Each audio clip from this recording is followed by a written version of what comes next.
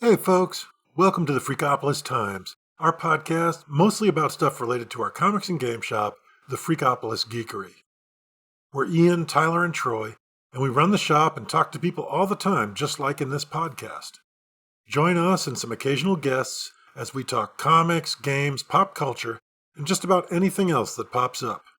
Remember, while some of our topics may get a little geeky, they change up pretty often, so hang in there and maybe the next one will be more your style. By the way, this podcast is video enhanced on YouTube and Spotify. Check it out that way if you like visuals with your talk. You never know what might show up. Now, let's do the show.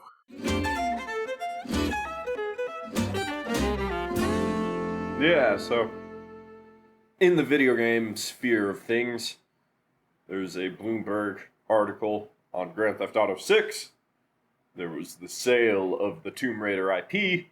There's The Last of Us Remastered. I suppose that was like the week before, but still counts, I guess. GTA 6, GTA, Grand Theft Auto 5, currently about the biggest franchise there is in video games, somehow. Yeah, it's made billions and billions, for sure.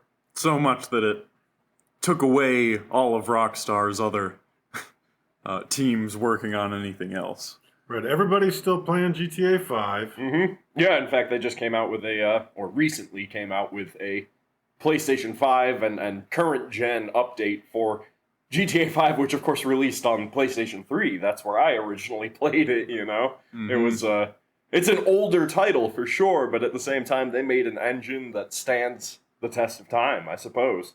Yeah, if they're able to keep updating like that for every console that comes out.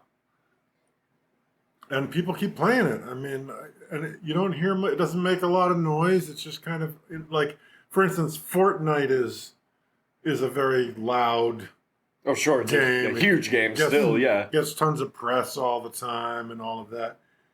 But meanwhile, Grand Theft Auto or GTA just continues kind of plowing along, maintaining a huge user base across a whole bunch of different platforms, and no signs of slowing down. And they're adding this GTA 6, which I don't know. What do we know about it? Anything? Yeah, so they just had that Bloomberg article this week where they essentially confirmed some small tidbits of information. But this game is so utterly hyped that small tidbits lead to huge rolling snowballs of more and more assumptions. It's kind of fun to watch. Bloomberg said that it would be a game that evolves a lot, so they will add additional content to it as time goes on. That's not a surprise. GTA 5's engine is very modular, a lot of chances to really quickly whip up some content or experiences in there. They also confirmed that there would be a Latina player character, a first time for the series, essentially. In the earlier GTAs, actually, you could use a woman's picture in your driver's license, which presumably made you a woman, but now you can actually, almost for certain, the game will release with a female protagonist, which I think is pretty cool. Yeah, I'm sure Rockstar will make him an awesome character. Yeah, and if it's going to use the same kind of mechanics and adaptation of the GTA 5 deal where you can switch between these characters so fluidly, then you have to wonder what she's going to be partnered up with, you know? It's primarily, I mean, historically, it's been an interesting world of, it's sort of vice-based. Yeah.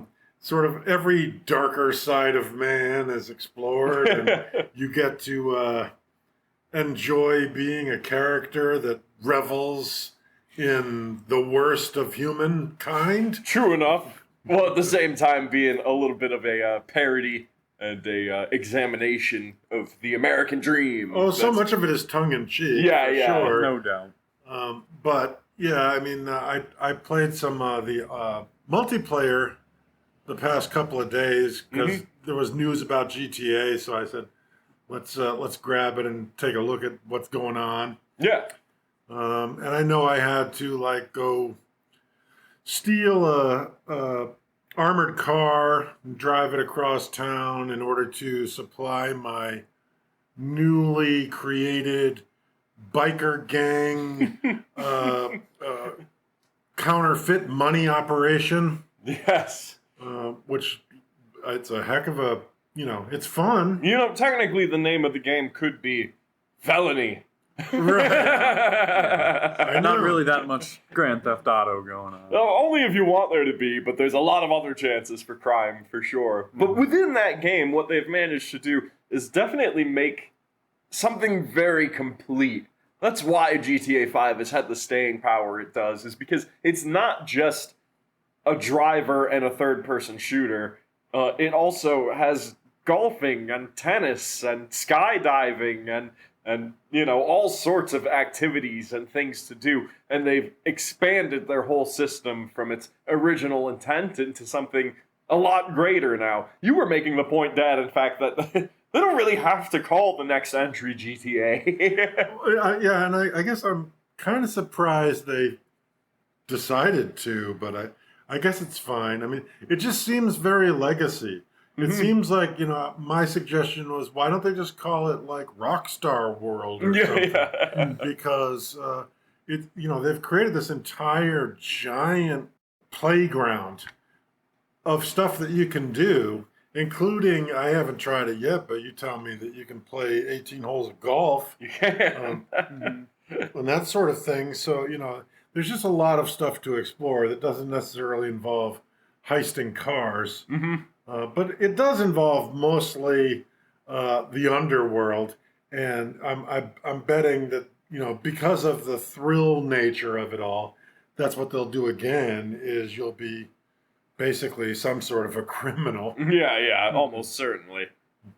Yeah, cop gone bad or something like that would be a cool take. That's what some people have been saying for this Latina character potentially, is that she's a policewoman, which I think would be pretty awesome if she was tied up with some, very underworld type folks. There's also a big rumor that it will take place in the 80s. Now, none of this is necessarily confirmed by that Bloomberg article. There's only some very surface details there, but I think that would be a cool spin on things. It definitely would be, yeah. A different take, for sure, than any of the other previous GTAs. Yeah. A bit more like Mafia. Right. That's what it would be reminiscent of, I guess. You really enjoyed those games. Yeah, they were pretty fun. Pretty much GTA. True enough. If it takes place in the 80s, I mean, that would be sort of the heyday of... It'd be pre-internet, right? And even, really, one of the things that the GTA 5 relies on is sort of your cell phone or PDA constantly updating you on what you can do and where you can go and all of that. They'll have to rework that. If they put a giant brick phone in the game, I hope you can throw it at people. You'd have to be pretty pumped to throw one of those old phones. Well, you generally get a gratuitous amount of money in those. But I mean, it'd be like throwing a cinder block at somebody. How far can you throw a cinder block? You can at least bash them with it. Right, yeah. Yeah, you could throw your cell phone through the window of a car, through the windshield, I guess. Jump in and hotwire the car. I don't know, yeah, the 80s, and I think it's presumed that since it is GTA 6, they use the Roman numerals in their game titles. That's VI. That means that Vice City, a kind of reflection of Miami, would be the setting, or the main setting, though there's many rumors that there will be multiple cities too. But if that's the case, the 80s and a Miami kind of setting could be a really, really fun space to tell some Grand Theft Auto underground stories, you know? Stand by for cocaine. Yeah. Roller skating rinks. Discotheques. And arcades. Yeah, arcades. Definitely different cars than you'd be used to with GTA. They're probably going to be a lot heavier than the more sort of floaty supercars that they have in the GTA 5. Yeah, I would hope so. Grand Theft Auto 5's physics simulation, while impressive, is kind of lightweight. It's like moon gravity. Yeah, Red Dead changes that a lot, but... And I guess I wonder if Gravity is going to be more similar to Red Dead, where everything feels very heavy, or Grand Theft Auto 5, where everything feels very light. I feel like they should find an in-between, because it's always fun to get off those crazy big jumps in Grand Theft Auto, but if it felt a bit more realistic on the impact and the launch off and stuff, I think it would be served well for it. It's a pretty realistic feeling kind of movement until you launch into the air and go an extra 50 yards further than you anticipated.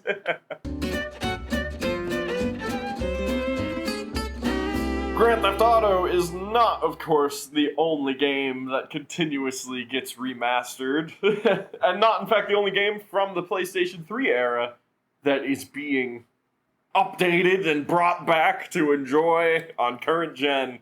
And I'm talking, of course, about Sony's semi-recent deep dive into their reveal of The Last of Us Part 1 Remastered Remade. I think we've chatted a little bit about this on the show before.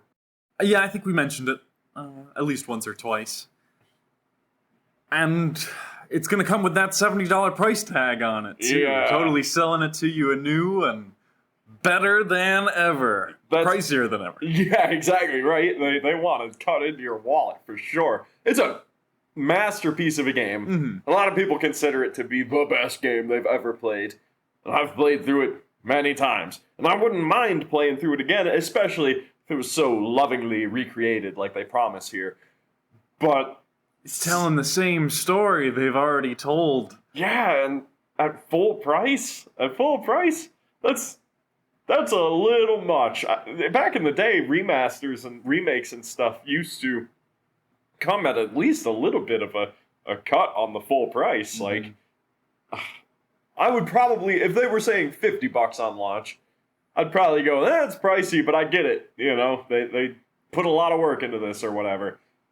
But $70 is a lot. Yeah, especially when you've already paid for it one time. Or 2 times, or maybe even 3 times. Yeah. And, you know, it speaks to a new kind of era of pricing, I suppose.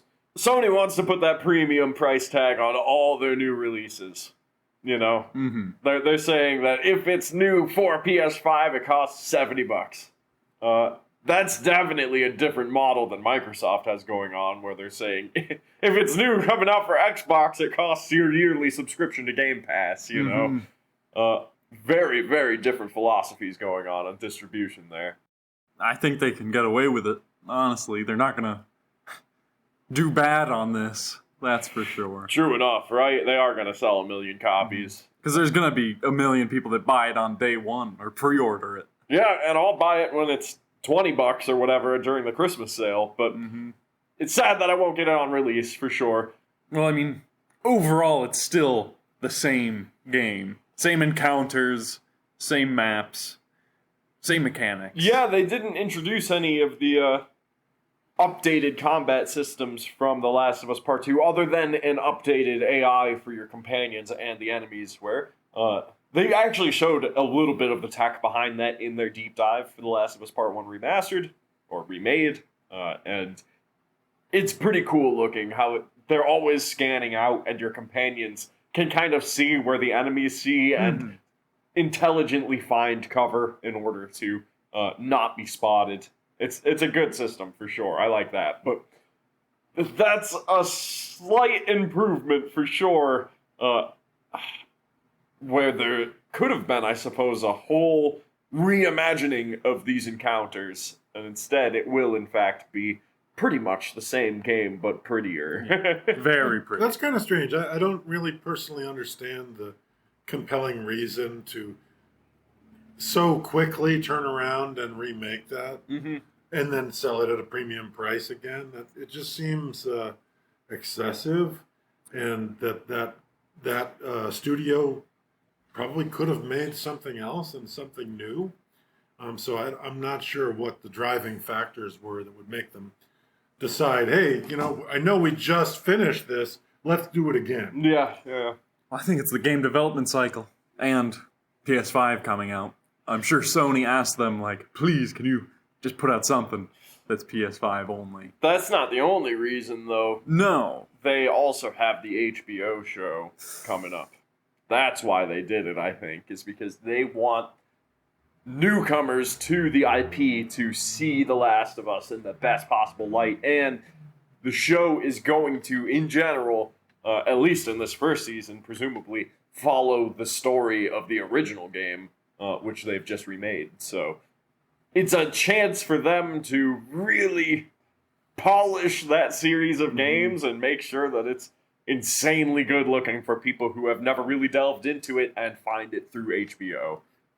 That kind of leads me to a topic that I meant to discuss independently, but it seems to fit pretty well here. And that's the idea of this sort of video game and television show or movie feedback loop. Mm-hmm. And the concept of, we've all learned recently that video games, on the whole, make way more money than movies do. Yeah. Even the best of movies, even the big Marvel movies and all of that, really don't hold a candle to a major video game release. Mm-hmm. They don't even come close. Major video games, when they come out, they can make $1 billion or more, and very rarely does a movie, turn around and make $1 billion.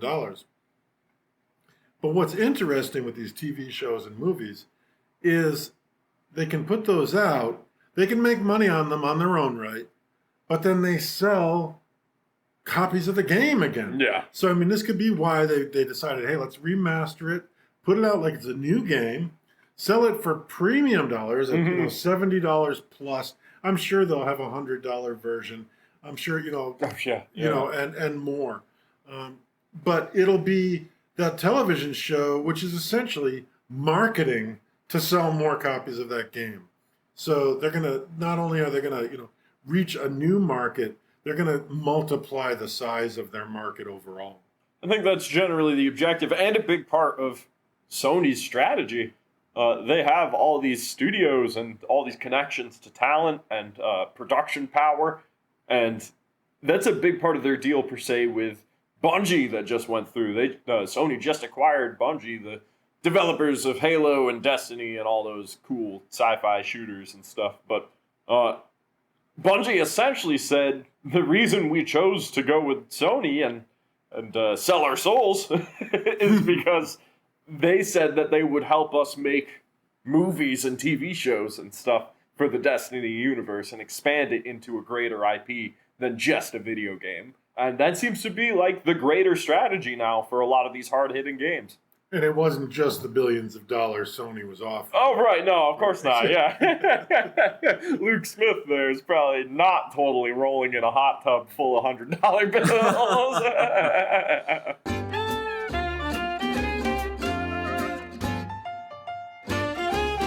You know who else has a big history between both games and movies and stuff is Lara Croft. Lara Croft, the Tomb Raider. Yeah. I remember back on the PlayStation 1 seeing Lara Croft probably as one of the most graphically impressive releases of the time. Oh, absolutely. Even in the very first generation, Tomb Raider just stood out as being like, how are they even doing this? How do they have the horsepower to get all these polys, to do 3D like that? And it's continued along. Every generation of the Tomb Raider series has been, making Lara Croft even more and more real looking. And they were one of the first ones where, oh, look, she waded through the water and now her pants are wet. That totally, sort of thing. Or she's running and her hair bobs, like stuff like that, and totally. Everything else bobs. Yeah. Oh my goodness. Right, but it's the first time that you're seeing animations like that. Yeah, totally. It is impressive. Any of those games, whether it be the death animations or the way she draws back the bow or takes the arrows out of the deer that she killed, whatever.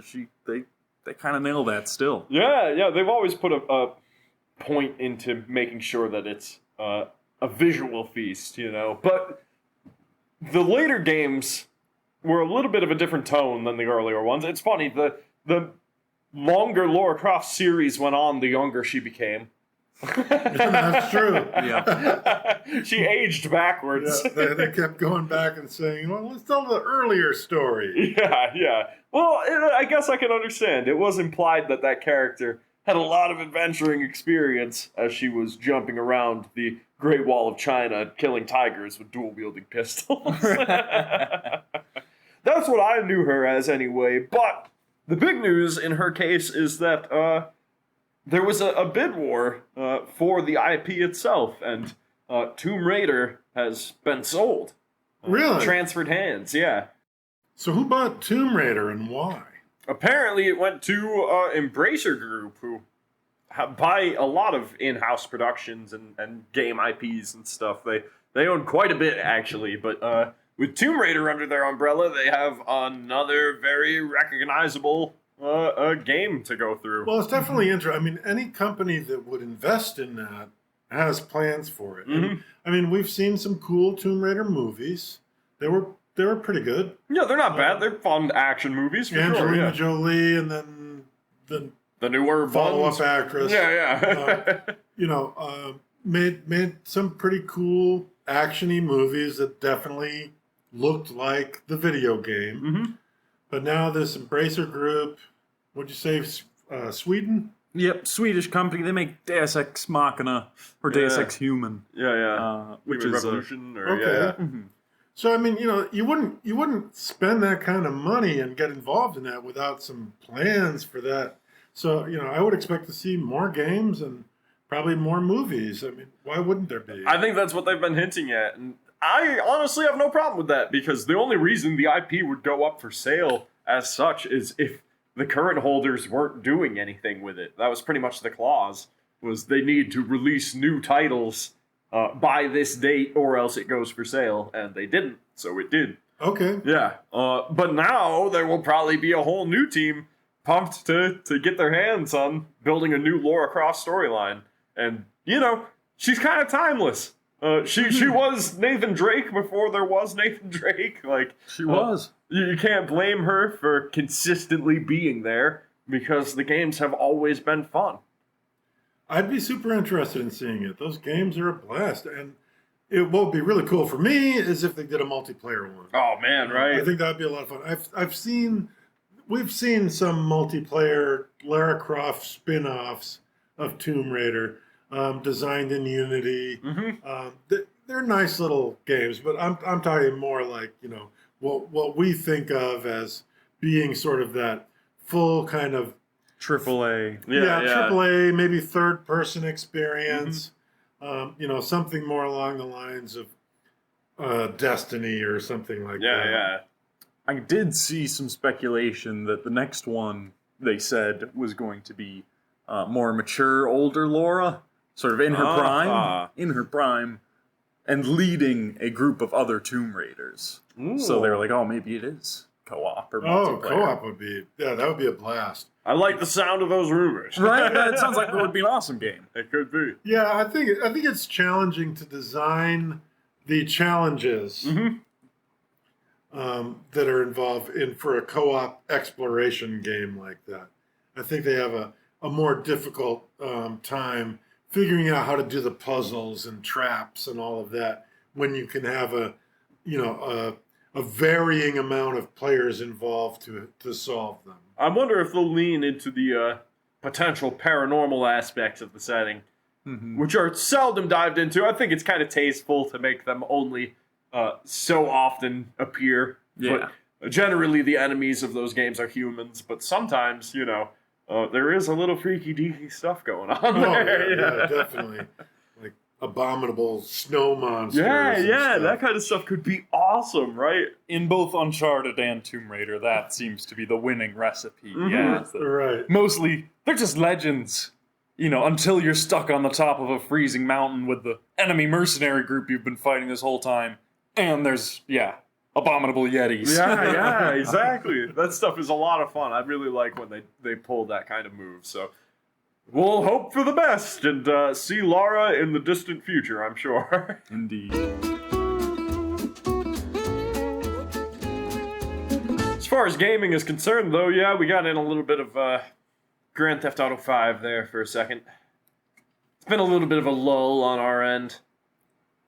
For playing games? Yeah, you yeah. know. It happens, but there's just some releases that are either too pricey that we might want to play, or releases in the near future that we're just kind of waiting on. Well, and it's been summertime and more outside time and all of that going on. We tend to play more video games once the weather turns bad. No doubt, yeah. And you're sort of hunkered down, and it's a good way to distract yourself and stay in one warm room. Yeah, precisely.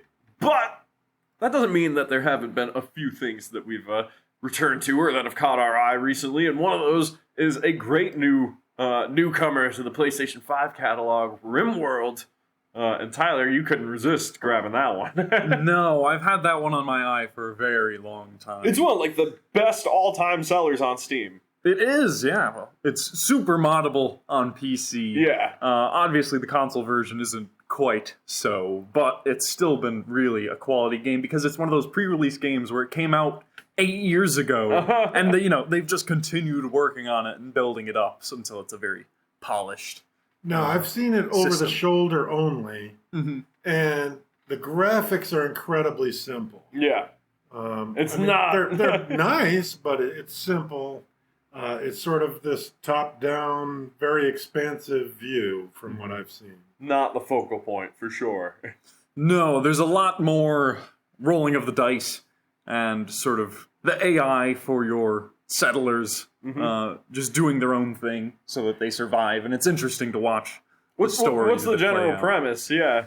You are crash-landed on this alien rim world out there on the galactic wastes. And you and your few friends, basically, you are in charge of this rescue party, or this colonization party, or whatever. Exactly, Yeah, these settlers, this tribe, whatever it may be, all with different skills, and basically you have to weather whatever events the game throws at you while tackling starvation and clothing and power, all that sort of stuff. It generates so much detail. Yes. In ridiculous fashion. Like, of course, the environment that you crash land in is completely randomly generated, as well as all of your neighbors and the continent and the world itself is all, the coastlines, all that stuff is accounted for. The resources around you, the types of animals, the types of people you might run into, and even the backgrounds of your characters. Like, this guy was a farmer who was beaten by his dad and dreamed of escaping and became a mercenary, like all sorts of crazy stuff like that, including one funny little detail. You found that one of the sculptures your citizens made was of an interesting depiction, for sure. There's been a lot of them. The descriptions for the art that your colonists make to keep themselves happy is apparently your people made three perfect cubes and one sculpture of someone being undressed publicly. Well, you can't forget the horde of giant wasps going after 8 fleeing walruses that just evokes family and solidarity. So it does stuff like that. Truly random. That's what they indicated, was that it evokes the feelings of family and solidarity. And desperation. Yes, and desperation. On the walrus's part. Yeah, I think you're supposed to emphasize with the walruses there. It's true. Well, they are actual depictions of certain events that have happened, but I think both of those sculptures were made by somebody who wasn't there when the event happened. Right. So they were just given it no giant wasps or walruses ever attacked the colony. My people have never seen a giant wasp or walrus.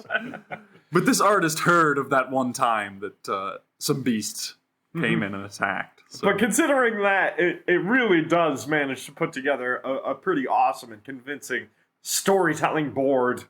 So you start off super primitive. Usually. In some cases, yeah. There's a few different starts you can have. And what's the goal of the game? Survival? Survival, mostly, and if you make it long enough, possibly to get off that dreaded rim world. The rim world, yeah.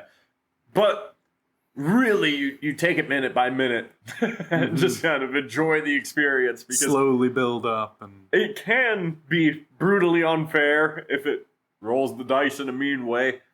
Sometimes it can be super easy, but it's always a means for you to tell stories, and that's pretty cool. I think that's what they pretty much presented as, is a story-generating simulator by the creator of the game, you know? It's pretty freaking awesome, though. Definitely a cool title, and I'm glad to finally see it come to console, because it's been a long time coming. indeed it has. You've been tackling with another strategy game of sorts. I have, so I sat down with some of my good friends, asked them what they'd been playing, and they said, we've returned to Civilization 6. Sid Meier's big old flagship series, much beloved by turn-based strategy players worldwide. That one's been around a while. You ever play much Civ, Dad? No. And I mean, and in fact, to me, I remarked today, because you guys were both playing your selected games at the same time, and I said, they're basically the same thing, just two different production companies tackling it in different ways. But they look very similar to me in terms of what you do. There's some aspects that are pretty similar in that both of them have randomly generated landscapes, and you're trying to make a lasting civilization for sure, but the scale is definitely much different, you know. I'm one single farmstead, and he's an entire, continental spanning empire. Yeah, and presumably maybe, hundreds of thousands or millions of people. But as I was sitting with my friends, they told me that they had returned to Civ. We were having some spicy food. I was sweating. I was thinking, I really like Civ, but I'd have to buy it again. Luckily, I found it on sale. But just like spicy food, when it comes to Civ, I don't know when to stop. No, that's the common problem when you start playing Civ. You'll sit down and say, I'll play from 1 to 3. You'll look back up at your clock, and it's already 7 o'clock. You wasted the whole day playing Civ for one more turn. No, exactly. It really entices you to just keep on going a little bit more every time. But it is a wickedly quality game, especially with all the DLC, which you can get for cheap right now on PlayStation at least. So if you're a Civ fan looking for some fun, go grab it.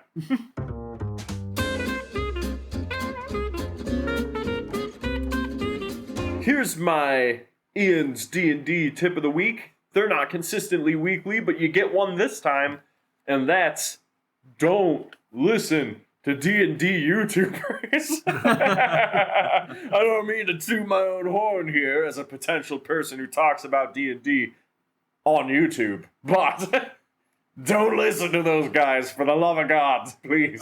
So it sounds like you must have listened to find out what they were saying. What's going on in the D&D social media sphere? The general consensus with those YouTubers seems to be that D&D is a game where if your dungeon master leaves very frustrated or tells you to stop playing with them, then you've won the game somehow. That's how you win. Yeah. You win by destroying the campaign. Right. Not true at all in my experience. It doesn't happen in my games, actually. I only play with people who don't pull that shit. But yeah, I mean, I don't know even why they would be interested in doing that.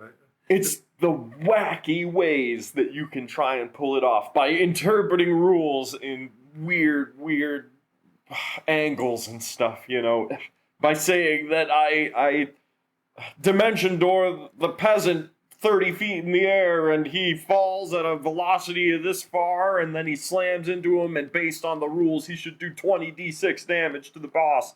And it's like, oh, so you're going to use, a third level spell to do 20d6? Like, fine, you can argue that all night, but just because some YouTuber says it's possible doesn't mean it's going to happen in any of my games. Well, I mean, role-playing games, in general, I mean, it's not like a video game. It doesn't have fixed rules. Yeah. The rules are flexible, and the only reason that they adhere to, it's kind of like laws in a lot of ways.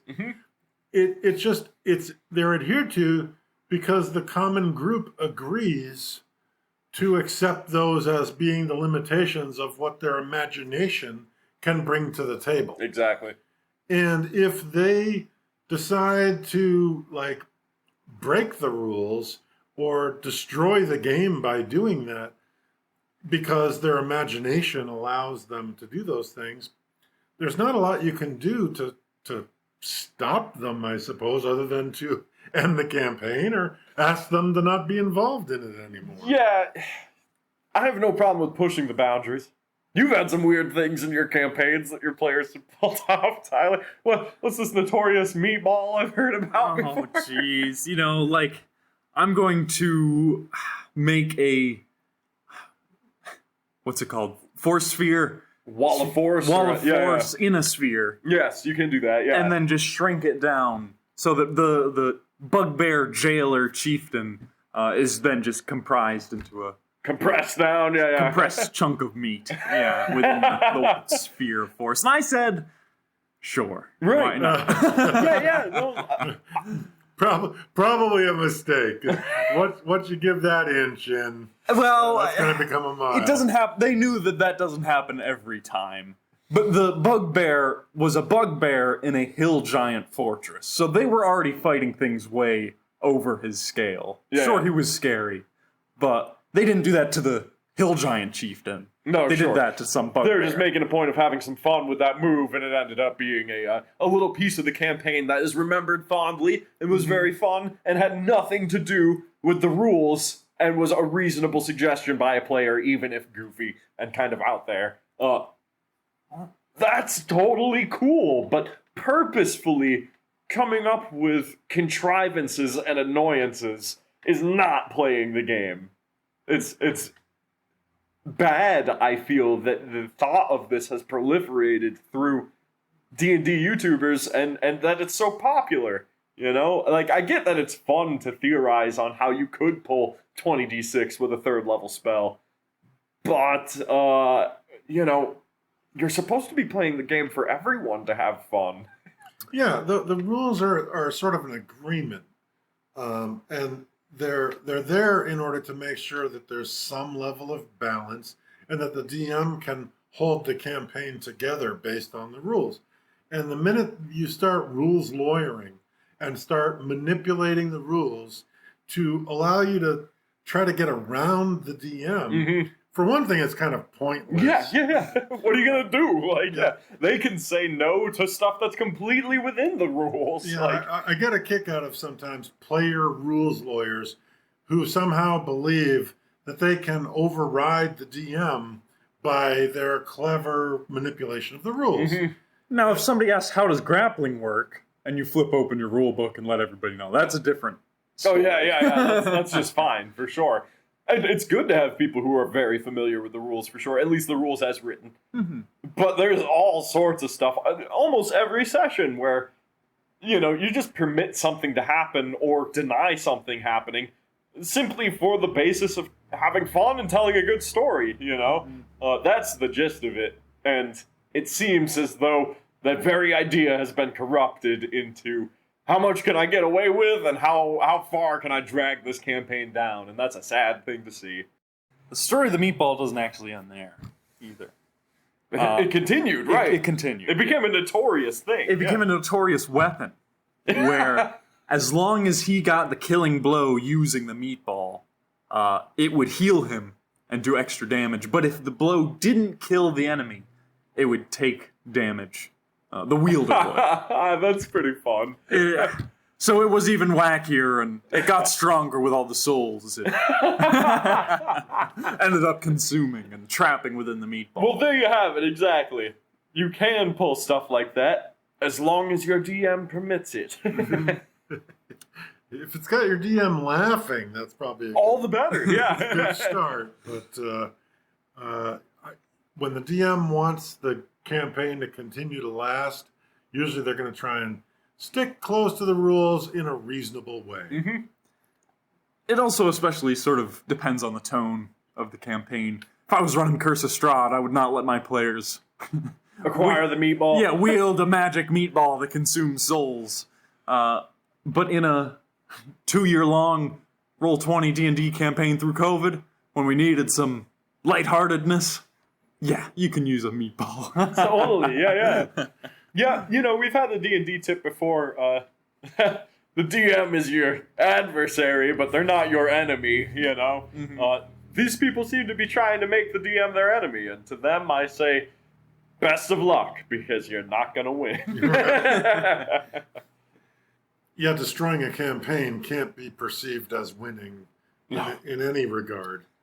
I was never sure to either take that as clickbait, like titles, or just like making it up to enhance the story. No, sure. Oh, my DM quit the campaign after I combined the mobile feat with a wood elf monk. Or yeah, exactly. Yeah. No, it is a little clickbaity, and I get that people just watch them for dumb fun and stuff. That a lot of D&D players would recognize that that's not something you would actually try and pull with your DM, because of course they're playing the game with you. But it seems to be rather ubiquitous, and people really enjoy these things. So I would hope, especially players on the younger side, don't get influenced too much by these shenanigans, and instead attempt to play the game, I won't say as it's meant to be played, but at its higher levels. I think that makes sense.